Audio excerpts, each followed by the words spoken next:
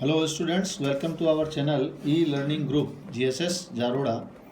Today I am going to teach you the lesson number 6 on reading in relation to literature. Today we will take the last part of this lesson. आइए तो हमारा जो 6th chapter चल रहा था जिसका नाम है on reading in relation to literature, उसमें हमने काफ़ी चर्चा की. आज इसका लास्ट जो पार्ट है उसको देखेंगे हम. तो इससे पहले हमने कल देखा था कि नारकोटिक्स से इसकी तुलना की है रीड फॉर अम्यूज़मेंट की.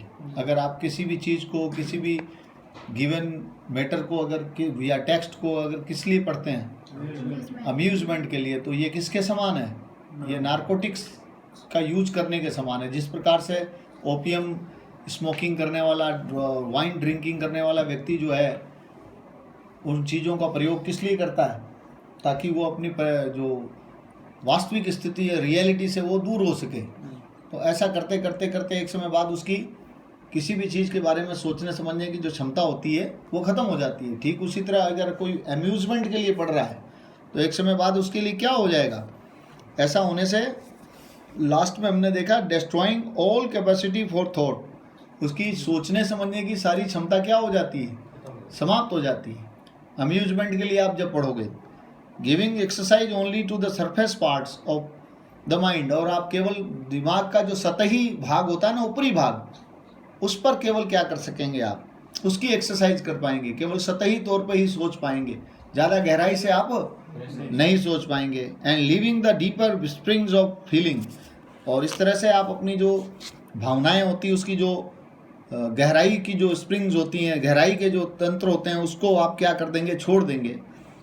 And higher faculties of perception employed, और जो उस किताब के अंदर जो हाई लेवल की जो चीज़ें होती है, धारणाएं जो होती है, उसको आप बिल्कुल भी क्या नहीं कर सकते? समझ नहीं पाएंगे. अगर आप क्या करते हैं? केवल अम्यूज़मेंट के लिए किताबों को क्या करते हैं? ठीक किसकी तरह? नारकोटिक यूजर जो होता है उसकी तरह, जिसका काम जो केवल नशा करके सतही तौर पर दिमाग लगाता है किसी चीज़ में, और उसकी वास्तविक स्थितियों से ध्यान क्या हो जाता है? हट जाता है. ओपियम माने आप जानते ही हैं, अफीम. अब हम नेक्स्ट पैराग्राफ इसका ले रहे हैं. इसके नेक्स्ट पैराग्राफ को देखें, बहुत ही इंपॉर्टेंट पैराग्राफ है ये इस रीडिंग को लेकर के. और स्पेशली ग्रेट बुक का जो टेस्टिंग होती है, उसकी परीक्षा क्या होती है, महान बुक जो होती है उसकी परीक्षा क्या है, कसौटी क्या है, उसको भी जानेंगे. The test of a great book, एक बहुत ही महान जो किताब होती है उसकी टेस्टिंग क्या है? उसकी टेस्टिंग ये है कि whether we want to read it only once or more than once. इस बात में उसकी टेस्टिंग है. किसी भी महान पुस्तक को हम एक बार पढ़ना चाहते हैं या मोर देन वंस, हाँ, एक बार से ज़्यादा बार पढ़ना चाहते हैं, इसी में उसकी क्या है? अगर एक बार पढ़ना चाहते हैं किसी महान पुस्तक को तो वो महान नहीं है, वो महान की कैटेगरी में, क्योंकि महान पुस्तक जो होती है, ग्रेट बुक जो होती है, उसको एक बार व्यक्ति पढ़ता है तो समझ में नहीं आती है, दूसरी बार पढ़ता है तो थोड़ी समझ में आती है, तीसरी बार पढ़ता है तो और मन उसका लगता है. जितनी ज़्यादा बार उसको पढ़ता है उतनी ही ज़्यादा उतना ही ज़्यादा उसमें उसका इंटरेस्ट क्रिएट. ये है किसी महान पुस्तक की क्या? टेस्टिंग. तो किसी भी महान यानी ग्रेट बुक जो है, कोई भी बुक जो है, उसको ग्रेट हम कब कहेंगे? इस आधार पर कह सकते हैं कि उसको व्यक्ति एक बार पढ़ना चाहता है या मोर देन वंस पढ़ना चाहता है, यानी एक बार से ज़्यादा बार पढ़ना चाहता है या एक बार पढ़ना चाहता है. इसके आधार पर उसकी टेस्टिंग होती है. इसके आधार पर हम डिसाइड करते हैं कि this book is really great और नॉट, ये महान है वास्तव में या नहीं है. कहने से तो किसी के, जैसे मैंने कह दिया ये पुस्तक बहुत महान है, तो उससे मान जाओगे क्या आप? या किसी दो रीडर ने पढ़ के कह दिया कि महान है, उससे वो मान जाएंगे कि हम ये महान है? नहीं. उसको अगर एक बार से ज़्यादा बार पढ़ा जा रहा है तभी उसकी महानता सिद्ध हो सकती है. अन्यथा अगर किसी पुस्तक को एक बार से ज़्यादा कोई बार नहीं पढ़ना चाहता तो इसका मतलब उसमें कोई दम नहीं है, वो ग्रेटनेस तो होने का सवाल ही नहीं है. तो बहुत ही इंपॉर्टेंट यहाँ पर बात आई क्या? The test of a great book is whether we want to read it only once और मोर देन वंस. किसी भी किताब की परीक्षा क्या है किसी भी महान पुस्तक की परीक्षा क्या है कि उसे एक बार से ज़्यादा हम पढ़ना चाहते हैं या एक बार पढ़ना चाहते हैं, इस बात में उसकी क्या है, परीक्षा है, टेस्ट है। एनी रियली ग्रेट बुक, अब बता रहा है, any really great book we want to read the second time. और विशेषता बता रहा है, कोई भी महान पुस्तक जो होती है जिसे we want to read the second time, जिसको हम दोबारा क्या करना चाहते हैं, दूसरी बार क्या करना चाहते हैं, पढ़ना चाहते हैं, वो क्या करती है, even more than we wanted to read it the first time. समझ में आया? And every additional time that we read it we find new meanings and new beauty in it.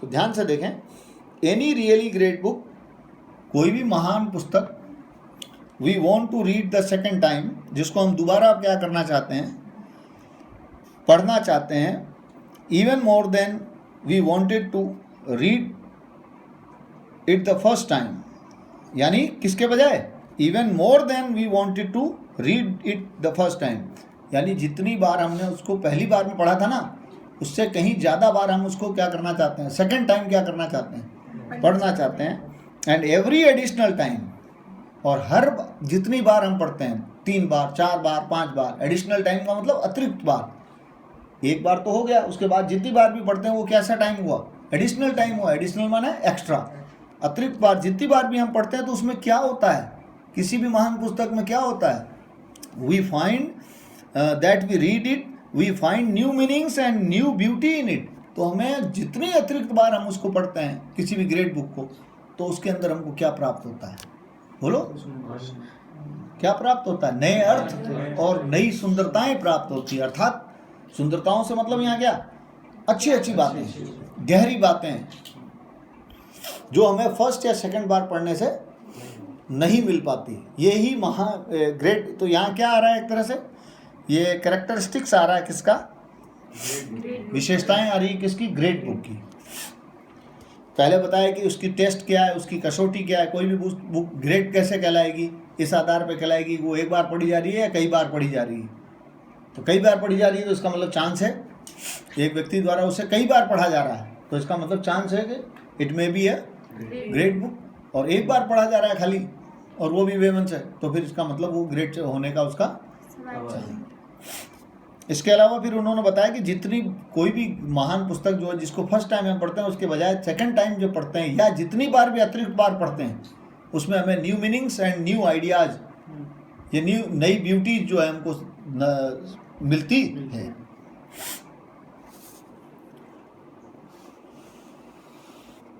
जितनी एडिशनल टाइम हम उसको क्या करते हैं, पढ़ते हैं, उतना ही ज़्यादा उसमें न्यू मीनिंग्स और न्यू ब्यूटी जो है हमको मिलती है। नेक्स्ट देखें, a book that a person of education and good taste does not care to read more than once is very probably not worth much. ये बहुत महत्वपूर्ण जानकारी है। क्या कि अ बुक, एक ऐसी किताब, that a person of education, जिसको एक शिक्षा से जुड़ा हुआ व्यक्ति, यानी पढ़ा लिखा व्यक्ति, पर्सन ऑफ एजुकेशन का मतलब लिटरेट, शिक्षित व्यक्ति, और a good taste and a good taste, हाँ, एक ऐसा व्यक्ति जो शिक्षा से जुड़ा हुआ और जिसकी अच्छी रुचि है, क्या है, हाँ, does not care to read. अगर वो व्यक्ति एक पुस्तक को, कोई भी ऐसी पुस्तक को जिसको वो पढ़ रहा है, कौन व्यक्ति, हर कोई नहीं, हाँ, कैसा रीडर, शिक्षित व्यक्ति, जिसका रुचि हो पढ़ने में, क्या हो, रुचि, यानी पढ़ने में गुड टेस्ट हो जिसका, यानी पढ़ने में जिसकी अच्छी खासी क्या हो, रुचि, वो व्यक्ति अगर किसी पुस्तक को क्या करता है, does not care to read more than once, अगर वो एक बार से ज़्यादा बार उसे पढ़ने की परवाह नहीं करता, तो शायद वो पुस्तक क्या होगी, is probably not worth much, तो वो पढ़ने लायक नहीं, वो पुस्तक महान तो होने का सवाल ही नहीं है, और पढ़ने लायक भी वो, वर्थ रीडिंग भी वो नहीं हो सकती है, ऐसा हम मान सकते हैं। कैसी पुस्तक के लिए, किस बुक की बात बता रहा है, हाँ, जिस बुक को एक एजुकेशन का से जुड़ा हुआ आदमी या अच्छा रुचि रखने वाला पढ़ने में व्यक्ति पढ़ने की क्या नहीं करता, परवाह नहीं करता, अर्थात जिसको वो सेकंड टाइम पढ़ना नहीं चाहता। तो ऐसी पुस्तक जहाँ तक सवाल है, जहाँ तक संभावना है, वो पढ़ने लायक नहीं, क्योंकि वो उसका पारखी है भाई। अच्छा जो शिक्षा से जुड़ा हुआ व्यक्ति है या कोई जिसका पढ़ने में रुचि, वही तो उस किताबों का पारखी होगा ना। इस सोने का पारखी कौन होगा? सुनार होगा। लोहे का पारखी कौन होगा? लुहार होगा। आप और हम होंगे क्या? है? तो उसके द्वारा अगर उसको रिजेक्ट कर दिया गया है तो इसका मतलब वो पुस्तक ग्रेड तो छोड़ो, पढ़ने लायक भी नहीं है, यानी वर्थ रीडिंग भी नहीं है वो। ये ध्यान दें। प्रोबेबली नॉट वर्थ मच, ऐसा माना जा सकता है कि संभावित रूप से वो पढ़ने लायक नहीं है। बट लेकिन सुनना ध्यान से, ये बात भी महत्वपूर्ण है। किसी एक बुक को आपने लिया और मैंने खाली पढ़ कर कह दिया this book is not worth reading, तो वो ज़्यादा उचित नहीं माना जाएगा। वो डिसीजन 100% सही नहीं माना जा सकता, क्योंकि वो तो एक ही राय है। अगर उसी पुस्तक को 50 जनों ने पढ़ा और 50 ने सेम आइडियाज़ दिए, सेम व्यूज़ दिए, क्या नहीं यार इसमें मज़ा नहीं है। जैसे फिल्म देख करके बाहर आए, व्यूअर्स आए, दर्शक आए बाहर, और आकर के ज़्यादातरों ने जो जैसे टीवी वगैरह पे इंटरव्यू वगैरह आते हैं ना, जैसे कोई नई फिल्म आती है उसकी समीक्षा वगैरह आती है, तो बाहर जो दर्शक आते हैं कि भाई कैसी लगी आपको फिल्म, तो ज़्यादातर लोग अगर ये कहते हैं कि नहीं यार कोई ख़ास बात नहीं है, कोई ज़्यादा दम वाली बात नहीं है, तो हम मान सकते हैं कि उस फिल्म में वास्तव में कोई दम नहीं है, वर्थ सीइंग नहीं है, वर्थ वॉचिंग नहीं, देखने लायक नहीं है। लेकिन वहीं अगर खाली एक आदमी के आधार पर या 2 4 5 आदमियों के आधार पर आपने कह दिया कि ये क्या है, बेकार है या अच्छी है, दोनों ही चीज़ें, 2 4 आदमियों ने देखा, 2 4 आदमियों के इंटरव्यू के आधार पर आपने कह दिया कि अच्छी है, और 2 4 के आधार पर कह दिया खराब है, तो वो डिसीजन कैसा होगा? रॉन्ग होगा, एक्सेप्टेबल नहीं होगा, वो सही डिसीजन नहीं होगा। तो वही तो कह रहा है कि अगर किसी एक पढ़ने आधार दिया है ना, उसने आधार दिया है ना, पारखी है वो। जैसे एक सुनार के पास सोना लेके गए, मेरे पास लाया कोई सोना और कहता है कि बताओ ये क्या सोना ओरिजिनल है या डुप्लीकेट है, तो मैं जो उसको जवाब दूंगा, मेरे जवाब जो होगा या मेरा जो राय होगी वो मायने नहीं रखेगी, क्योंकि मैं तो जानता ही नहीं हूँ उसके बारे में। वही क्या कहना चाह रहा लेखक, अगर एक पढ़ने वाला व्यक्ति, पढ़ाई से जुड़ा हुआ व्यक्ति, पढ़ा लिखा व्यक्ति और गुड टेस्ट वाला आदमी अगर किसी एक पुस्तक को एक बार से ज़्यादा बार पढ़ने की परवाह नहीं करता है, doesn't care to read it more than once, एक बार से ज़्यादा पढ़ने की परवाह नहीं करता, तो इट मीन्स वो किताब प्रोबेबली क्या है, प्रोबेबली लगाया है इसने, 100% नहीं कहा, शायद संभवतः वो पढ़ने लायक नहीं। लेकिन सुने, फिर भी एक बात कही है उसने, बट वी कैनॉट कंसिडर, हम नहीं मान सकते, the judgment of a single man, single individual infallible. बिल्कुल सही बात। किसी एक व्यक्ति का जो निर्णय होता है, जजमेंट जो होता है, आपने देखा होगा कोई बहुत बड़ी समस्याएं होती है, बहुत बड़ी प्रॉब्लम्स होती है, नेशनल लेवल की, इंटरनेशनल लेवल की, उस एक जज नहीं देता उसका डिसीजन, 5 जज देते हैं, और वो भी इतनी ज़्यादा हियरिंग होने के बाद में, सुनवाई होने के बाद में, केस को उसका पूरा सुनने के बाद में, मामले को कई दिनों तक चलता है, तब जाकर के उसका क्या होता है, डिसीजन होता है, और वो मान्य होता है। ठीक उसी तरह से ये कह रहा है कि किसी एक व्यक्ति की जो राय होती है, we can not consider the judgment of a single individual, एक व्यक्ति के निर्णय को हम इनफेलिबल नहीं मान सकते, अर्थात अचूक नहीं मान सकते, यानी उसमें तो चूक होगी ही नहीं, ऐसा मान नहीं सकते। बिल्कुल सही है। तो किसी ने एक ने डिसीजन दिया तो वो अचूक हो सकता है क्या? बताओ। अरे किसी चीज़ के बारे में, जैसे हम बुक की बात कर रहे हैं, तो रिगार्डिंग बुक की बात कर रहे हैं हम, कोई बुक आई, उस बुक के बारे में किसी एक व्यक्ति ने कह दिया साहब ये तो खराब बुक है, या उसने कह दिया बहुत ही बढ़िया बुक है, तो हम मान लेंगे क्या उसकी बात? उसका वो डिसीजन जो है, जजमेंट जो है, वो अचूक हो सकता है क्या? नहीं हो सकता। तो बहुत सही बात है ये। But we can not consider the judgment of a single individual, individual का मतलब पर्सन, किसी एक व्यक्ति के डिसीजन को, जजमेंट को हम इनफेलिबल नहीं मान सकते, अर्थात अचूक नहीं मान सकते। The opinion that makes a book, अब ध्यान सुनिए, और कोई भी एक व्यक्ति के डिसीजन से कोई भी बुक ग्रेट नहीं बनती और न ही वो खराब बनती है, नॉट वर्थ रीडिंग भी नहीं बनती है, और वर्थ रीडिंग भी वो किसी एक के डिसीजन से, बोलो, नहीं बनती है। उसके लिए क्या चाहिए? देखो यार, the opinion that makes a book great, अगर एक किताब को कोई भी ओपिनियन, वो राय जो एक किताब को क्या बनाती है, महान बनाती है, must be the opinion of many, वो राय कितने लोगों की होनी चाहिए, कई लोगों की होनी चाहिए, तब जाकर के वो बुक क्या होगी। कई लोग जब ये कहेंगे नहीं यार दम है इसमें, वास्तव में बहुत बढ़िया किताब है, नाइस, एक्सीलेंट है, इस तरह के कमेंट्स आएंगे, इंस्पायरिंग, पॉजिटिव कमेंट्स आएंगे उसके बारे में, कई लोगों के, 2-4 के नहीं खाली, तब जाकर के वो बोलो वो ग्रेट बुक हो सकती है ना। कह रहा ना, the opinion that makes a book great, कोई वो राय, वो विचार जो एक पुस्तक को क्या बनाता है, महान, वो मस्ट भी क्या होना चाहिए, वो अवश्य ही कितने लोगों की राय होनी चाहिए, हाँ, ओपिनियन ऑफ मेनी, कई लोगों की राय होनी चाहिए, तब जाकर उसको हम महान ग्रेट बुक कह सकते हैं। बहुत इंपॉर्टेंट बात आई यहाँ पर। क्यों है ऐसा?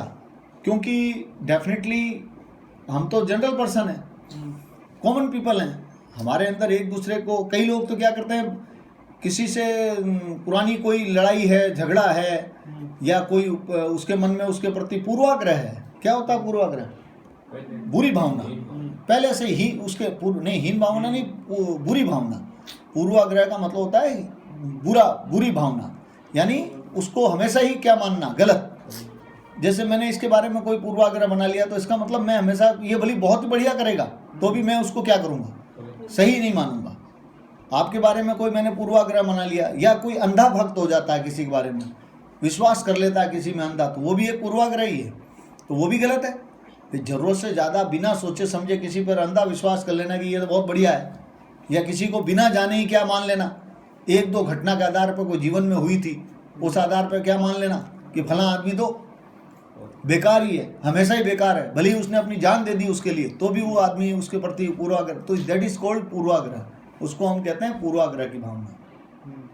ठीक है ना, प्रेजुडिस कहा जाता है जिसको, क्या कहा जाता है इंग्लिश में, प्रेजुडिस, जो गलत है, कभी नहीं रखनी चाहिए हमको, किसी के बारे में भी पूर्वाग्रह से ग्रसित नहीं होना चाहिए। तो वही बात कह रहा है। क्यों, सुनना इधर, क्यों कोई भी ग्रेट बुक में राय मेनी लोगों की क्यों होनी चाहिए? वो इसलिए होनी चाहिए कि बड़े बड़े विद्वान जो है ना, सुना इधर, बड़े बड़े विद्वान जो लेखक हैं, इससे जुड़े हुए लोग हैं, वो भी पूर्वाग्रह से ग्रसित हैं। अगर वो किसी के बारे में राय दे रहे हैं, मान लीजिए एक ही विद्वान ने किसी पुस्तक के बारे में राय दी, तो वो उसके बारे में जो राय दे रहा है, वो उसको हम 100% क्या नहीं मान सकते, सही नहीं मान सकते। उसके कहने के आधार पर उस पुस्तक को हम घटिया या ग्रेट नहीं बता सकते, क्योंकि वो भी इससे पीड़ित हैं, वो भी पूर्वाग्रह की भावना से क्या है, उनमें भी एक डलनेस पाई जाती है, कमी पाई जाती है, जलन नहीं समझ में आया यार, मेरे से अच्छा कैसे लिख दिया इसने, भले ही अच्छा लिख दिया, उसको पता है मन में तो क्या है, मना कि बहुत बढ़िया लिखा है इसने, लेकिन बस कि मेरे से आगे निकल जाएगा वो, इस चाह पर उसने उसकी पुस्तक को क्या डिक्लेयर कर दिया, यार नहीं यार कोई खास पुस्तक नहीं है। तो इसलिए किसी एक व्यक्ति की राय तो 100% सही हो ही नहीं सकती, अचूक तो हो ही नहीं सकती। मेनी की अगर ओपिनियन ऑफ मेनी है, कई लोगों की राय है, तो उसमें गुंजाइश बनती है कि वो ठीक हो सकती है, सही हो सकती है। चलिए, तो कह रहा है ना कारण क्यों है ऐसा। कोई भी पुस्तक जो है, opinion that makes a book great must be the opinion of many. एक पुस्तक को अगर कोई विचार अगर महान बनाता है, तो कईयों का विचार होता है, कई लोगों की ओपिनियन होती है, वो उसको महान बनाते। क्यों ऐसा? Why? For even the greatest critics, क्योंकि जो बहुत बड़े महानतम जो क्रिटिक्स हैं, समालोचक, समालोचना करने वाले जो लेखक है ना, are apt to have certain dullness, उनमें भी इस तरह की क्या पाई जाती है, इस प्रकार की कमी पाई जाती है, वीकनेस पाई, जलन वाली, पूर्वाग्रह वाली। अभी बताई ना मैंने, नहीं समझ में आ रही बात मेरे। अब पाकिस्तान के किसी राइटर ने बहुत अच्छी किताब लिखी है, और हम हिंदुस्तान के लोग उसको पढ़ रहे हैं, रीडर हैं, और ग्रेट क्रिटिक भी कोई होगा इंडिया का, तो एक बार पढ़ करके वो उसको एक्सेप्ट नहीं करेगा, क्योंकि हमारे दिमाग में क्या है, कि अगर हमने ये कह दिया कि पाकिस्तान का लेखक बहुत अच्छा लिखता है तो एक हमारे लिए एक मतलब अपमान की बात महसूस हो जाएगी। लेकिन क्या ये उचित है? क्या एक उस व्यक्ति के आधार पर कहा गया कि पाकिस्तान का वो लेखक ठीक नहीं है, उचित है, सही है? उसका जो ये ओपिनियन है वो सही माना जाएगा? या किसी इंडिया का कोई ग्रेट राइटर है, उसने बहुत बढ़िया लिखा, और पाकिस्तान का कोई क्रिटिक है, वो उसको एक्सेप्ट नहीं करता सिर्फ इस आधार पे कि नहीं ये तो हमारे दूसरे देश का आदमी है, हिंदुस्तान का आदमी है, इसको हम कैसे आगे बढ़ा सकते हैं? तो इसीलिए कहा गया है कि किसी एक व्यक्ति या दो व्यक्ति या चार आदमियों के आधार पर किसी भी चीज़ को महान या घटिया नहीं कहा जा सकता। उसमें कई लोगों की राय आएगी ना, तब जाकर उसको हम कोई अंतिम निर्णय पर पहुंचेंगे कि ये ग्रेट है या नहीं है। नहीं समझ में आई बात? क्यों है? क्योंकि इतने बड़े लोग जो हैं, विद्वान लोग हैं, वो भी इस तरह की कमियों के क्या हैं, उनमें भी जलन होती है। दूसरे की सफलता को देखकर वो भी क्या करने लग जाते हैं, ईर्ष्या करने लग जाते हैं, जेलसी रखते हैं। तो ऐसे में वो पूर्वाग्रह के शिकार होकर के उसके बारे में एक कैसा रिमार्क दे देंगे, पॉजिटिव देने के बजाय वो उसके बारे में कैसा डिसीजन दे देंगे, नेगेटिव दे देंगे, जबकि वो पुस्तक है वास्तव में क्या ग्रेट है। इसलिए तो एक व्यक्ति की राय को हम नहीं क्या कर सकते। हाँ, उदाहरण दिया है, देखो कार्लाइल, जैसे उदाहरण के तौर पर कार्लाइल एक राइटर हैं, क्या है, could not endure Browning, browning भी एक राइटर है। जैसे उदाहरण के तौर पर कार्लाइल ने कभी भी किसको नहीं सहन किया, ब्राउनिंग को, यानी ब्राउनिंग की रचनाओं को उसने कभी नहीं अप्रिशिएट किया। तो अगर मान लीजिए ब्राउनिंग की कोई रचना आई, ब्राउनिंग भी एक लेखक है, उसकी भी कोई रचना आई, इंग्लिश पोइट है, और कार्लाइल ने लिख दिया कि साहब ये तो खराब है, तो क्या हम मान लेंगे कि यह खराब है? क्यों नहीं है? क्यों नहीं मान सकते? क्योंकि उन दोनों के बीच में टसल है, उन दोनों के बीच में आपस में बनती नहीं है, इस आधार पे उसने ऐसा कह दिया। भले ही उस कार्लाइल के मन में तो क्या है कि ये रचना बहुत अच्छी है, लेकिन उनके बीच में अच्छी बनती ही नहीं है, पूर्वाग्रह का भावना है। तो इस कारण से उसने क्या डिसीजन दे दिया कि ये पुस्तक कोई खास नहीं, खराब ना कहकर, खाली खराब तो नहीं कहा, लेकिन ये कह दिया कि इसमें कोई दम वाली बात नहीं है, ठीक ठाक है। तो ये तो, जबकि वो पुस्तक क्या है, ग्रेट है। तो ये एक सही निर्णय हुआ क्या? तो सही निर्णय किसी भी चीज के बारे में अगर दिया जा रहा है तो कब सही माना जाएगा? जब वो मोर देन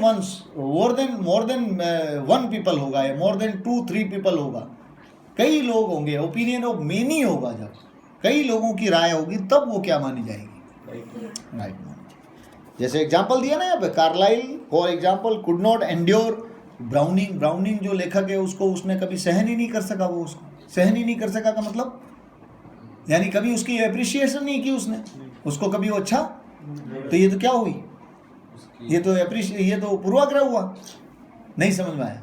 हाँ। और इसके आधार पर अगर कोई डिसीजन दिया जा रहा है तो वो उचित हो सकता है क्या?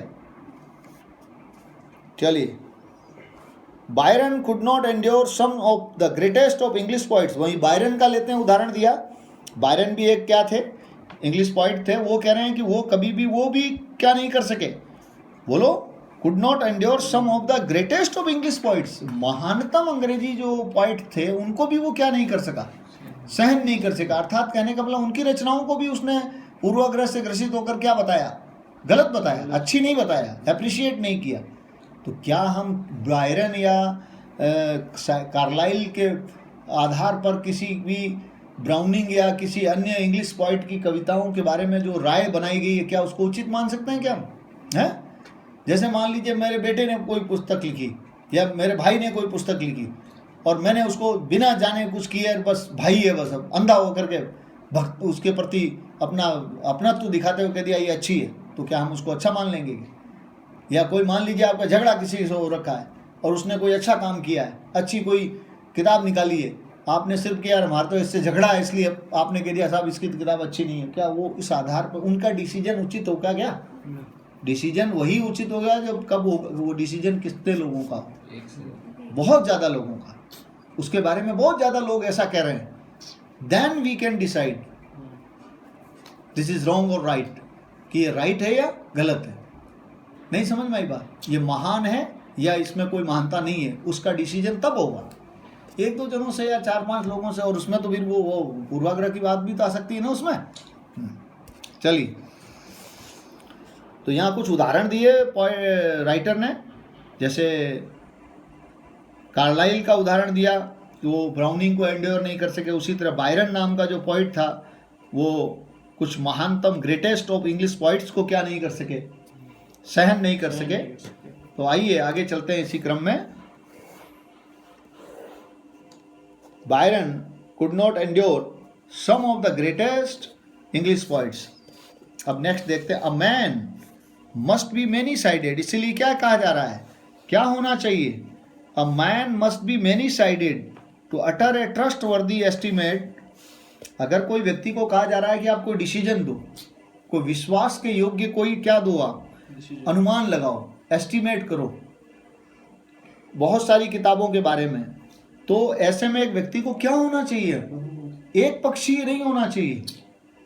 आपका झगड़ा हुआ था, उसके आधार पे आपने उसको डिसीजन दे दिया, या आपको उस अंदर कोई एक कमी दिख गई उस किताब के अंदर, उसको पकड़ के आपने उस पूरी किताब को क्या बता दिया, खराब बता दिया। जबकि आपको कोई एस्टिमेशन करना हो, एस्टिमेशन निकालना हो, कोई भी अनुमान लगाना हो, तो आपको मेनी साइडेड होना चाहिए, बहुपक्षीय होना चाहिए।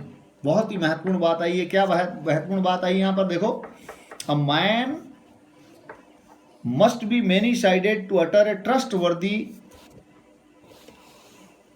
Estimate of many books.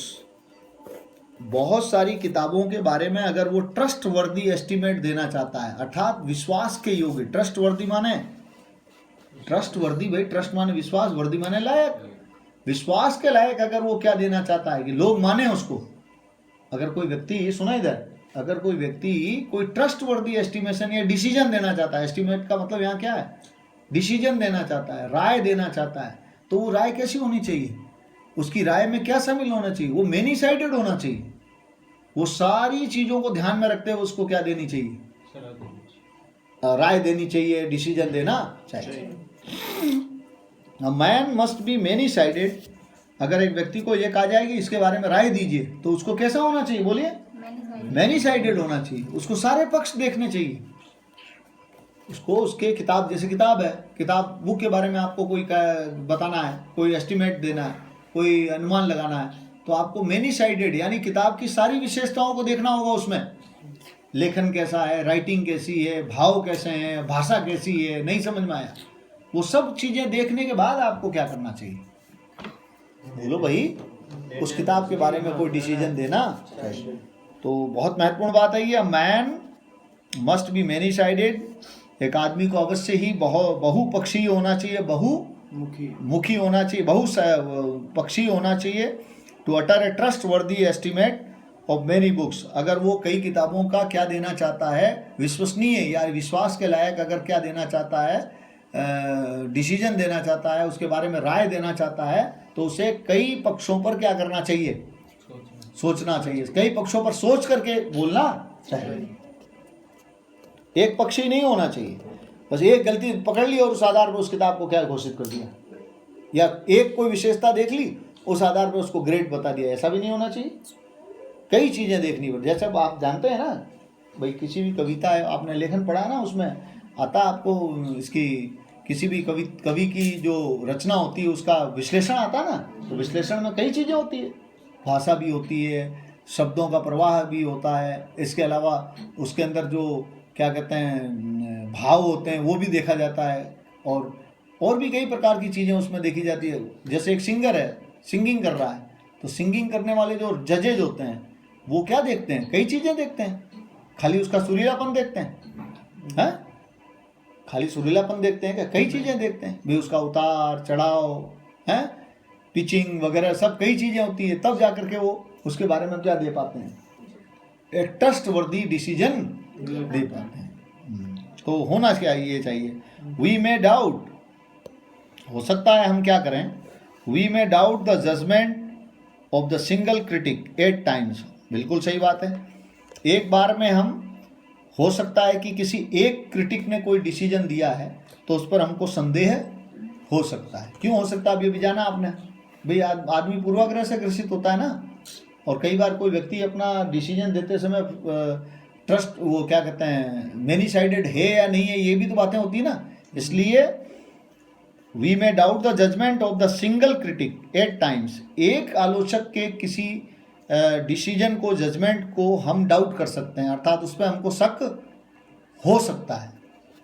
But लेकिन there is no doubt possible in regard to the judgment of generations, लेकिन पीढ़ियों से जो कोई डिसीजन दिया जा रहा है, पीढ़ियों से कोई पुस्तक पढ़ी जा रही है, फॉर एन एग्जाम्पल, पीढ़ियों से सबसे पुरानी पीढ़ी ने भी पढ़ा, उसके बाद वाली पीढ़ी ने भी पढ़ा, उसके बाद वाली ने भी पढ़ा, उसके बाद वाली ने पढ़ा, यानी आज तक वो क्या की जा रही है। तो इसका मतलब उसका जो जजमेंट है उस पर हम, there is no chance of any doubt, किसी भी तरह के संदेह करने की आवश्यकता नहीं, क्योंकि वो तो समय की कसौटी पर भी क्या हो गई, खरी उतरी है भाई। वो चीज समय की कसौटी पर भी, यानी उस युग में भी उसको लोग मानते थे, इस युग में भी उसको लोग मानते थे, इस युग में भी मान रहे हैं, आगे भी मानते रहेंगे। तो इसका मतलब वो तो पीढ़ियों से उस चीज का क्या किया जा रहा है, पीढ़ियों से उस चीज को लोग क्या करते आ रहे हैं, पढ़ते आ रहे हैं, पसंद करते आ रहे हैं, तो उस पर डाउट नहीं किया जा सकता। लेकिन हाँ, अगर किसी एक व्यक्ति ने कोई क्या दिया है, किसी आलोचक ने डिसीजन दिया है, तो उस पर शक किया जा सकता है, और उसके कुछ कारण मैंने ऊपर आपको बता दिए। But there is no doubt possible, लेकिन इसमें कोई संदेह नहीं है, there is no doubt possible in regard to the judgment of generations, पीढ़ियों के निर्णयों पर, पीढ़ियों द्वारा जो निर्णय लिए जाते हैं, एक पीढ़ी, दो पीढ़ी, तीसरी पीढ़ी, चौथी पीढ़ी, सब पीढ़ियों ने मान लीजिए उसके बारे में सेम क्या दिया है, राय दी है, तो उस पर डाउट नहीं किया जा सकता। हाँ, एक पीढ़ी ने दी है तो हो सकता है डाउट, खाली एक पीढ़ी ने किसी चीज को सही बताया है तो उस पर क्या हो सकता है, डाउट हो सकता है। लेकिन 10 पीढ़ियों से वही चीजें यस यस यस किया जा रहा है, उसके बारे में उसको सही बताया जा रहा है, तो फिर डाउट करने का सवाल उठता है क्या। इसी तरह से एक पुस्तक के बारे में हजारों लोगों ने कोई राय दी है, बजाय एक दो के, एक दो तो कह रहे हैं खराब है और 1000 क्या कह रहे हैं सही है, तो वो तो सही है किताब। चलिए, even if we can not at once perceive anything good in a book which has been admired and praised for hundreds of years, हो सकता है, सुनिए ध्यान से, even if we cannot at once perceive anything good, बिल्कुल सही बात है, हो सकता है, even if we cannot, भले ही क्या हो, एकदम पहली बार पढ़ते हुए, at once perceive anything good in a book which has been admired and praised for hundreds of years, सैकड़ों सालों से अगर कोई किताब क्या की जा रही है, बोलो, एडमायर्ड की जा रही है और प्रेज्ड की जा रही है, प्रशंसित की जा रही है लोगों द्वारा, सैकड़ों सालों से जिस किताब को क्या किया जा रहा है, पढ़ा जा रहा है, जरूरी नहीं है कि उसको फर्स्ट टाइम पढ़ने पर, सुने ध्यान से, आपको उसके अंदर कोई अच्छी चीज नजर आए। क्योंकि मैंने अभी भी बताया था आपको, कोई भी ग्रेट बुक जो होती है उसको सामान्य या कॉमन जो रीडर होता है, अपने जैसा साधारण रीडर, फर्स्ट टाइम पढ़ेगा तो उसको हवा ही, अर्थात कुछ भी पता नहीं। और हर महान पुस्तक की ये विशेषता होती है भाई, सैकड़ों सालों से वो किताब लोगों द्वारा क्या की जा रही है, पढ़ी जा रही है, प्रशंसा की जा रही है, उसकी सराहना की जा रही है।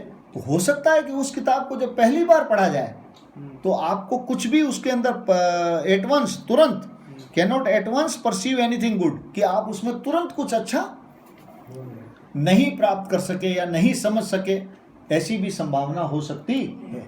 लेकिन इसका क्या मतलब हुआ, वो खराब होगी क्या?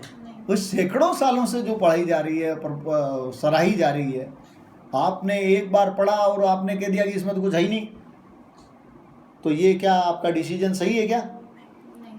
है, सैकड़ों सालों से कोई चीज पढ़ी जा रही है तो लोगों ने कुछ देखा जब भी तो पढ़ी जा रही है। नहीं तो एक फिल्म आती है, 3 दिन सिनेमा हॉल में लगती है, चौथे दिन उतर जाती है, इसका मतलब उसमें कोई दम नहीं है। और वहीं अगर कोई फिल्म मान लीजिए चल रही है 5 महीने से लगातार, और आप कह रहे हो कि ये फिल्म सही नहीं है, तो आपका डिसीजन सही माना जाएगा? उस 5 महीने जो लोगों ने देख करके उसको देखा है लगातार, वो माना जाएगा सही? तो हो सकता है कि किसी महान पुस्तक में शुरू में आप उसकी महानता को क्या नहीं कर सकते। और महानता कोई आसानी समझ में आ जाती है क्या, है भाई? अरे कोई महानता जो है वो कोई तुरंत समझ में आ जाती है क्या? हाँ, तो उसके लिए टाइम चाहिए, अनुभव चाहिए, एक्सपीरियंस चाहिए आपको बहुत ज़्यादा, तब आप उस चीज़ को क्या कर पाओगे, परसीव कर पाओगे, समझ पाओगे। हाँ, लेकिन सुने ध्यान से, इवन वी कैन नॉट, भले ही हो सकता है, we can not at once perceive anything good in a book which has been admired and praised for hundreds of years। हो सकता है कि सैकड़ों सालों से जो किताब क्या की जा रही है, प्रशंसा की जा रही है, लाइक की जा रही है लोगों द्वारा, उसमें भी हो सकता है कि एकदम हमको कोई भी अच्छी चीज़, एकदम उसमें एक अच्छी चीज़ नज़र आ जाए, ऐसा ज़रूरी नहीं है। लेकिन वी मे बी श्योर, लेकिन याद रखें, हमें पूरा विश्वास होना चाहिए, हम विश्वास कर सकते हैं that by trying, by studying it carefully. लेकिन उसी किताब को जिसमें आपको कुछ भी एक बार पढ़ने से क्या नहीं मिला, गुड नहीं मिला, कुछ भी अच्छा नहीं मिला। लेकिन सुनो ध्यान से, अगर वो सैकड़ों सालों से पढ़ी जा रही है, सैकड़ों सालों से सराही जा रही है, तो पक्का है कि अगर आप उसको क्या करेंगे, बाई ट्राइंग, कोशिश करते हुए, बाई स्टडिंग इट केयरफुली, उस किताब को अगर सावधानी पूर्वक क्या करते हुए, पढ़ते हुए अगर पढ़ेंगे, वी शेल एट लीस्ट, तो क्या होगा, कैसे करते हुए, ट्राइंग, कोशिश करते हुए, बाई स्टडिंग इट केयरफुली, इसे सावधानी पूर्वक क्या करते हुए, पढ़ते हुए अगर हम पढ़ेंगे, we shall at once at least be able to feel the reason of this admiration and praise. तो हमें निश्चित रूप से धीरे धीरे धीरे सैकड़ों साल से जो उसको प्रशंसा मिल रही है, सैकड़ों सालों से जो उसको एडमायरेशन मिल रही है, उस किताब को सराहा जा रहा है, उसका रीजन हमें क्या हो जाएगा, अर्थात उसकी अच्छाई, उस किताब की ग्रेटनेस, उसकी जो अच्छी क्वालिटी है, वो अपने आप क्या हो जाएगी। फर्स्ट टाइम जब आप पढ़ रहे हैं तो जरूरी नहीं है ऐसा कि किसी भी महान पुस्तक को आप महान मान लेंगे, क्योंकि फर्स्ट टाइम में तो कुछ हवा ही नहीं लगती भाई महान किताबों में। बुक्स, महान ग्रेट बुक जो होती है उसका तो, उसमें आपको पहली बार पढ़ते समय तो कुछ पता ही नहीं चलेगा। लेकिन धीरे धीरे by trying and by reading it carefully, by studying it carefully, जैसे जैसे आप सावधानी पूर्वक इसको पढ़ेंगे तो निश्चित रूप से उस किताब में से आपको थोड़े समय बाद ये पता चल जाएगा कम से कम कि इसके प्रशंसा का क्या कारण है, why this book is great, ये बुक ग्रेट क्यों है, उसका रीजन आपको क्या हो जाएगा, क्यों इसको एडमायर किया जाता है वर्षों से, वो भी आपको पता चल जाएगा। अर्थात उसका ग्रेटनेस आपको पता चल जाएगी, क्या रीजन पता चल जाएगा, और पढ़ने का तरीका सही होगा तब होगी ना। The best of all libraries, एक बहुत महत्वपूर्ण यहाँ पे बात आई, the best of all libraries, सारी जो पुस्तकालय हैं उनमें से सबसे बेस्ट लाइब्रेरी जो फॉर अ पुअर मैन, एक गरीब आदमी के लिए है, वो क्या है, would be a library entirely composed. कौन सी लाइब्रेरी होगी एक गरीब आदमी के लिए बेस्ट लाइब्रेरी, सारी लाइब्रेरीज में से बेस्ट लाइब्रेरीज में से सबसे बेस्ट कौन सी होगी उसके लिए, पुअर मैन के लिए कौन सी होगी, वो लाइब्रेरी एंटायरली कंपोज्ड, जो कि संपूर्ण रूप से कंपोज्ड है, जहाँ पाया जाता है ऑफ सच ग्रेट वर्क्स, इस तरह की महान किताबें जहाँ क्या हो, हाँ, जो सैकड़ों वर्षों से क्या की जाती है, एडमायर की जाती है, प्रेज की जाती है, ऐसी किताबों से भरी हुई लाइब्रेरी गरीब आदमी के लिए सबसे क्या है, ग्रेट, सबसे उसके लिए बेस्ट लाइब्रेरी है। Only books which have pass the test of time, अर्थात ऐसी लाइब्रेरी, सारी ग्रेट लाइब्रेरी जो है, बेस्ट लाइब्रेरी जो, उनमें से गरीब के लिए सबसे बेस्ट कौन सी है, ऐसी लाइब्रेरी है जिसमें कौन सी किताबें पाई जाती है, इस टाइप की किताबें पाई जाती है, जिसने समय की परीक्षा को क्या कर लिया है, पास कर लिया है, अर्थात जो सैकड़ों सालों से लोगों द्वारा क्या की जा रही है, एडमायर की जा रही है, पढ़ी जा रही है, वो किताब जो है, उनसे वो भरी हुई लाइब्रेरी जो, वही गरीबों के लिए क्या होगी, बेस्ट लाइब्रेरी हो सकती है। That's all for the day. अगला जो इसका रिमेनिंग पार्ट है वो नेक्स्ट वीडियो में लेंगे। Thank you.